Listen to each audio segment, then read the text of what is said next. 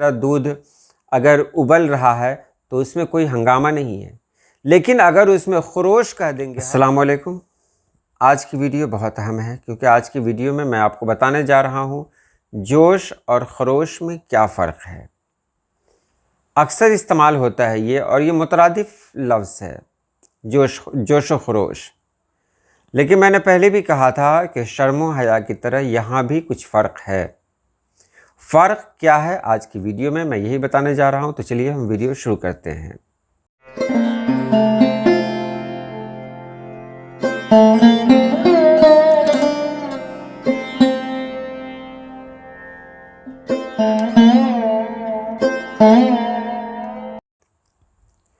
پہلے بات کریں گے ہم جوش کی۔ جوش ہے کیا چیز؟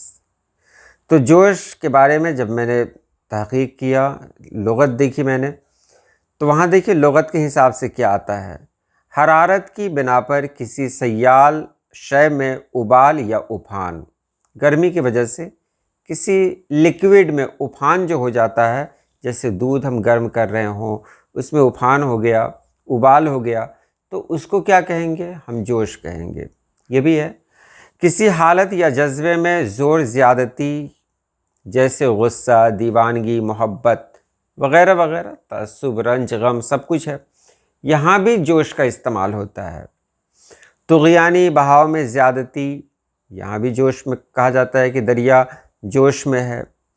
کسی چیز کی نمود یا اٹھان، بہتات، یہ بھی جوش میں آتا ہے۔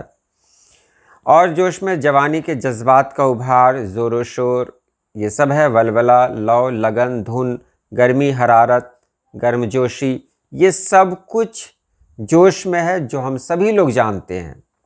اس میں ایسا کوئی لفظ نہیں آیا ہے جن سے ہم لوگ ناواقف ہوں۔ لیکن یہاں پر آپ صرف یہی دیکھیں گے کہ حرارت کی بنا پر کسی شے میں ابھان آ جانا، ابال آ جانا، گرمی ہوئی، ابھان یا ابال ہوگی، تو یہ ایک پوائنٹ ہے۔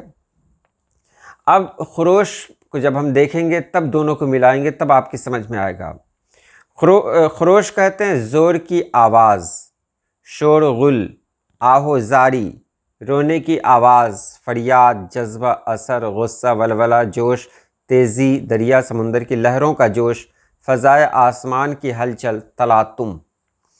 تو یہاں دیکھیے آپ نے جو جوش میں دیکھا تھا، تو جوش میں دیکھا تھا کسی سیال شے میں ابال ہونا، یا جوش میں دیکھا کوئی انسان اگر جوش میں ہے تو وہ کیا ہوا کہ وہ اس کی ایکٹیویٹی بدل گئی، جوش میں ہے وہ۔ اب جہاں اس کے اندر جوش ہے تو اس کے اندر شور آئے گا، شور، ہنگامہ۔ جوش میں ہنگامہ نہیں ہوتا ہے، جوش خاموش چیز ہے۔ بالکل اسی طرح جس طرح دودھ اگر ابل رہا ہے تو اس میں کوئی ہنگامہ نہیں ہے، لیکن اگر اس میں خروش کہہ دیں گے ہم تو پھر وہاں ہنگامہ ہو جائے گا۔ تو جوش و خروش اس لیے ایک ساتھ استعمال ہوتا ہے کہ جہاں کسی کے اندر جوش آتا ہے زبان چلنے لگتی ہے۔ تو جوش و خروش کا استعمال جب بھی کرتے ہیں انسانوں کے ساتھ ہی کرتے ہیں۔ پانی میں جوش آ سکتا ہے، لہروں میں جوش آ سکتا ہے، لیکن وہاں پر اگر کہیں ہم کہیں گے جوش و خروش تو وہ نہیں۔ ہاں یہ آواز ہے لیکن استعمال نہیں ہوتا ہے، یہ استعمال صرف انسانوں کے لیے ہوتا ہے۔ تو یہاں ہم نے جانا کہ جوش کا مطلب ہوتا ہے ابال، یا ایک ایسی کیفیت جس میں انسان یہاں دیا ہوا ہے کسی حالت یا جذبے میں زور زیادتی، کسی حالت یا جذبے میں زور زیادتی، لیکن زور زیادتی اگر خاموشی سے ہو تو اس کو صرف جوش کہیں گے۔ اگر وہی زور زیادتی میں شور بھی شامل ہو گیا تو وہاں کہیں گے خروش، یعنی جوش و خروش۔ امید ہے آپ نے سمجھ لیا ہوگا۔ تو آج کے لیے اتنا ہی۔ اللہ پاک آپ سبھی لوگوں کو خوش رکھے، آباد رکھے۔ اللہ حافظ۔